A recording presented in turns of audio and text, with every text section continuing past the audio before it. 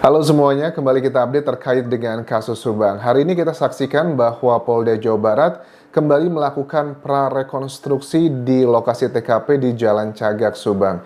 Kalau nggak salah ini berarti sudah dilakukan prarekonstruksi sebanyak 3 kali. Mudah-mudahan ini semakin meyakinkan Polda Jawa Barat untuk segera menyerahkan berkasnya ke kejaksaan agar kasus ini dapat segera disidangkan.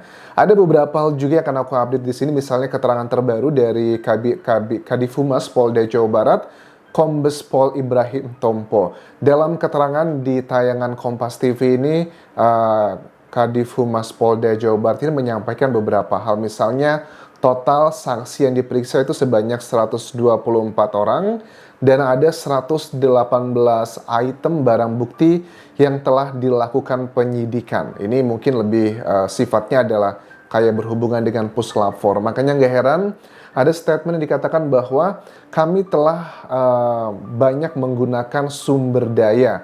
Sumber daya ini berhubungan juga dengan dana, teman-teman. Karena kan seperti kalian tahu ya, waktu aku ngobrol dengan Dokter Hastri ya, dokter otopsi kedua di kasus ini, mengatakan bahwa untuk pengecekan sampel DNA itu, satu DNA itu butuh dana sekitar 8 juta rupiah. Jadi kalau ada berapa saksi misalnya, 60-an saksi atau 100 saksi, itu dikali berapa dan dicari pembandingnya juga pasti tidaklah murah ya. Makanya sumber dayanya itu telah banyak digunakan di kasus ini. Kemudian juga nggak bisa dipungkiri kita harus apresiasi kinerja dari Polda Jawa Barat. Memang dari awal tuh kita melihat banyak sebenarnya penyidik yang benar-benar lurus pengen membuka kasus ini. Tetapi nggak bisa dipungkiri karena dugaannya ada oknum-oknum yang misalnya dilakukan pemeriksaan beberapa waktu lalu, termasuk rumahnya pun digeledah. Salah satunya adalah oknum perwira ini yang pertama kali memasuki lokasi TKP. Dugaan sangat kuat, oknum tersebut diduga adalah kategorinya sebagai orang yang membantu menutupi kasus ini. Misalnya dengan memasukkan banyak orang ke dalam lokasi TKP yang agar mengaburkan. Ini sudah mulai kelihatan sih. Kalau kita lihat sekarang ada keterangan dari kuasa hukumnya Yosep, Arigi, Abi dan juga Mimin. Mereka ini sudah mulai menyerang dalam tanda kutip adalah berhubungan dengan alat bukti. Misalnya mengenai 2 noda merah di bajunya Yosep. Aku lihat sih timnya dari Mimin dan Yosep ini mereka sudah tahu bagian mana yang akan diserang. Pertama, kalau aku prediksi di sini adalah mengenai kalau Danu kita sudah tahu lah banyak hal-hal yang sudah dilakukan yang selama ini kita bahas. Misalnya adalah yang paling nyata dikatakan begini, Danu itu mengatakan pengakuan bahwa Yosep, Arigi, Abi, dan Mimin sebagai pelaku itu bukan kali pertama, tetapi dulu beberapa waktu sekitar sebulanan setelah kejadian, Danu pun juga mengatakan hal yang sama, tetapi kemudian dia menganulirnya.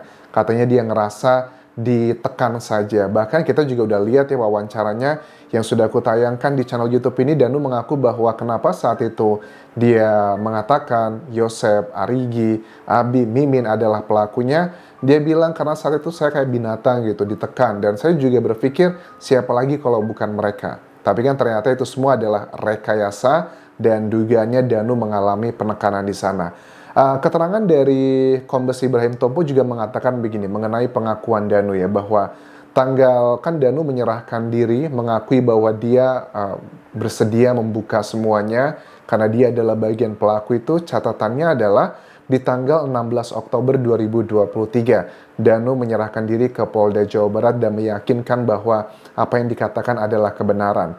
Tapi menurut Kombes Ibrahim Tompo sebenarnya 19 September 2023, beberapa minggu ya sebelum Danu menyerahkan diri, memang Polda Jawa Barat itu mengatakan bahwa sudah mendapatkan keterangan dari Danu yang sudah sangat signifikan. Tapi kenapa kok butuh waktu yang cukup lama?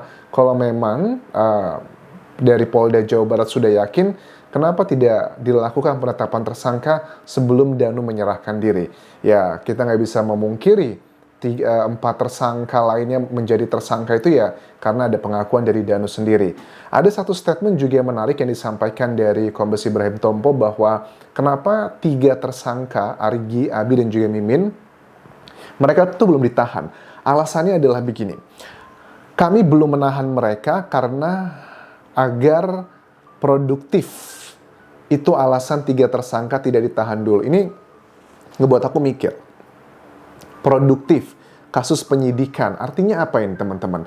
Kalau secara masyarakat awam, produktif itu artinya banyak hal yang akan ditemukan yang berhubungan dengan alat bukti kalau tiga tersangka tersebut tidak ditahan. Tapi kalau ditahan, justru malah temuan-temuan atau hal-hal yang merujuk ke alat bukti malah akan tidak produktif, kontraproduktif. Ya, alat buktinya kan ada 5 ya, keterangan saksi, keterangan ahli, keterangan terdakwa, petunjuk, dan juga surat. Kalau untuk keterangan saksi, apakah mungkin, kan kita melihat sekarang ya, pada saat dari tersangka Arigi, Mimin, yang sering berbicara di media massa ataupun juga YouTuber sekarang ini, mereka kan sering melakukan counter ataupun pembelaan diri yang dugaanku sih bahwa ini strategi dari penyidik Polda Jawa Barat, semakin mereka memberikan keterangan-keterangan di media, itu akan semakin memberikan petunjuk-petunjuk bagus untuk Polda Jawa Barat. Misalnya adalah yang terakhir ya, aku bahas di video sebelum ini di live, bahwa Arigi, tersangka ini kan mengatakan di sebuah YouTube channel bahwa dia mengakui bahwa Bu Mimin itu pernah membuatkan, aku nggak tahu nih, salah satu putranya apakah Abi atau Arigi, yang dikatakan bahwa Ibu Mimin itu pernah membuatkan SIM A. SIM A itu adalah SIM menyetirnya mobil untuk salah satu putranya. Katanya itu adalah kolektif, dan tapi mereka tidak bisa menyetir. Menurut Arigi tidak ada satupun yang bisa menyetir. Ya, ini sudah aku bahas di video sebelumnya, dan itu terserah kalian percaya atau tidak.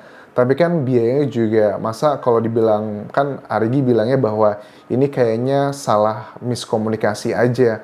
Tapi kan biaya SIM C sama biaya SIM A itu kan jauh berbeda ya. Masa uangnya jelas-jelas berbeda, lantas ada miskomunikasi. Agak sulit untuk diterima akal sehat. Kemudian juga Arigi berusaha menunjukkan tentang CCTV yang sudah dilakukan penyitaan di rumahnya, di tempat dia bekerja tepatnya.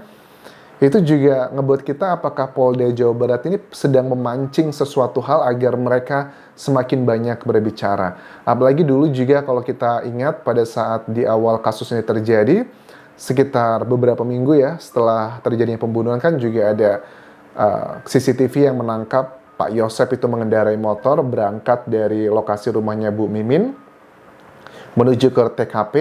Itu sekitar jam 7 pagi, yang ternyata sekarang setelah kita cek, kayaknya ini sih sengaja disebar sama dugaannya mungkin timnya Yosep agar menguatkan alibinya. Karena kan alibinya dia mengatakan bahwa dia nggak di TKP, dia tidur sama Bu Mimin malam hari itu.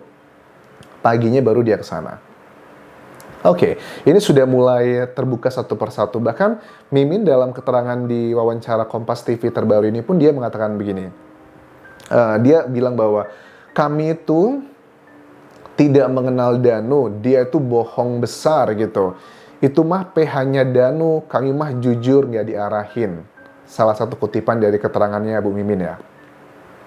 Keterangan ini menunjukkan bahwa kayaknya Bu Mimin kesel banget nih sama kuasa hukumnya Danu. Ada kata-kata, kami mah jujur nggak diarahin. Mereka menduga bahwa kayaknya Danu ini terbuka sekarang gara-gara kuasa hukumnya gitu ya. Ada, nggak tahu, kalau kita sih netizen tujuannya adalah untuk membela Bu Tuti dan juga Amel yang sudah nggak bisa bersuara lagi. Kita ingin mencari keadilan. Tapi kalau setiap orang punya, mungkin dari Bu Mimin berpikir bahwa ada motif-motif tertentu, mencari keuntungan dan sebagainya, ya aku sih pribadi tidak masalah ya. Yang penting tujuan utama kita yaitu adalah membongkar kasus ini terbuka. Mau ada yang mau ngambil untung A, B, C, dan D, kita nggak usah terlalu peduli. Dan menurut aku sah-sah aja ya untuk zaman sekarang. Kemudian juga Yoris juga mengatakan dalam wawancara Kompas TV ini bahwa Danu itu adalah orang yang sangat dekat, tidak hanya dengan kami, keluarga dari Bu Tuti, ya maksudnya Yoris, ataupun juga kakak-kakaknya Bu Tuti, tapi juga sangat dekat dengan Yosep. Dan itu sangat hormat, sangat nurut banget kalau Amangnya itu ngomong apapun. Amang itu panggilan untuk si Yosep tersebut. Bahkan ada beberapa orang yang mengatakan bahwa Danu itu tipe yang kalau Yosep ngomong apa aja pasti bakal dituruti. Sebegitu lugu dan sebegitu nurutnya. Apakah ini fakta ataukah sekedar framing? Tentunya ini agak sulit kalau kita hanya melihatnya dari keterangan-keterangan mereka di media massa. Orang-orang yang tinggal bersama mereka pasti sudah tahu lebih banyak mengenai karakteristik tersebut.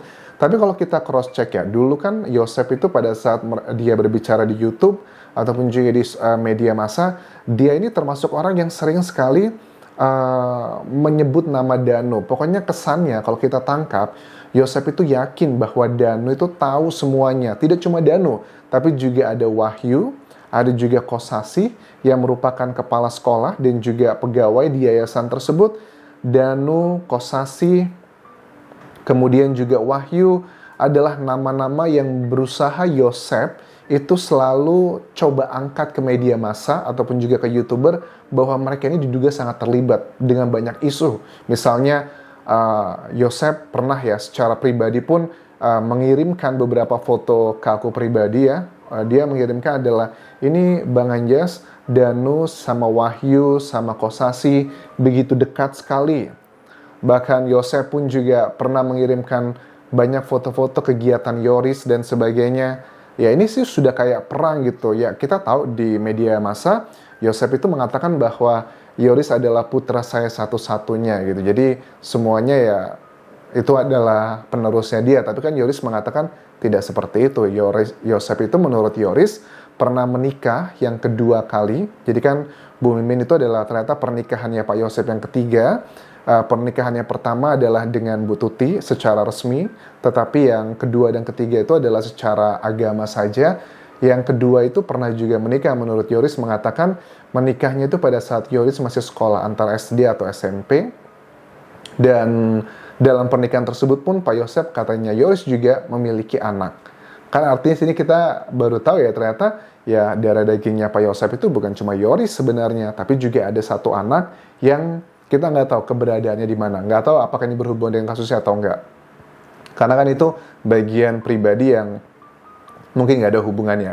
Nah, sementara itu juga ada keterangan dari beberapa ahli, termasuk ini adalah Reza Indragiri, psikolog forensik, dan juga Adrianus ya, kriminolog dari Universitas Indonesia. Mereka ini kayaknya sepakat ya mempertanyakan mengenai kredibilitasnya Danu. Misalnya kalau Adrianus nih mengatakan begini, Danu ini bisa dikategorikan sebagai saksi yang tidak kredibel. Misalnya pendidikannya rendah, dia berada di bayang-bayang majikannya. Kalau dibilang pendidikan rendah itu adalah kategori menentukan kredibilitas, aku tidak setuju untuk bagian ini. Yang paling penting bagi aku pribadi adalah pada saat orang itu normal, waras, apapun pendidikannya, latar belakang, jabatannya, aku rasa itu adalah kredibilitasnya. Itu yang pertama. Yang kedua, dia berada di bayang-bayang majikannya. Ini aku setuju karena memang majikannya di sini kan dengan backgroundnya Danu, ya tidak hanya Yosef tapi juga ada Yoris. Majikan ini kan orang yang berkuasa gitu, ataupun kakak-kakaknya Bu Tuti itu dalam tanda kutip adalah majikannya gitu. Karena kan Danu adalah anak angkat di sana yang tidak punya kekuasaan begitu. Tapi dengan background yang sudah kita lihat semua ini, aku termasuk yakin bahwa apa yang dikatakan Danu tentang 4 tersangka yang bersama dia malam hari itu, aku sih yakin itu adalah kebenaran teman-teman. Bahkan dari Polda Jawa Barat pun juga sama mengamini ini dan menjadikan dasar menetapkan para tersangka di sana. Tapi ya sudah, karena ini kan tahapannya masih dalam tahapan penyidik ya, kita belum menuju ke persidangan, biarkan nanti ini prosesnya terus berlanjut dan kita akan lihat apakah Polda Jawa Barat akan segera melakukan penangkapan kepada para tersangka, kemudian menyerahkan berkasnya ke kejaksaan, kemudian langsung digelar persidangan. Semoga ya bulan ini bisa segera selesai kasus yang sudah 2 tahun 3 bulan lebih nih teman-teman. Terima kasih sudah menonton, sampai jumpa lagi di video berikutnya. Tinggalkan like dan juga komen, subscribe channel YouTube ini, follow Instagram, Facebook, dan juga akun TikTokku di Anjas Asmara. Sampai jumpa semuanya.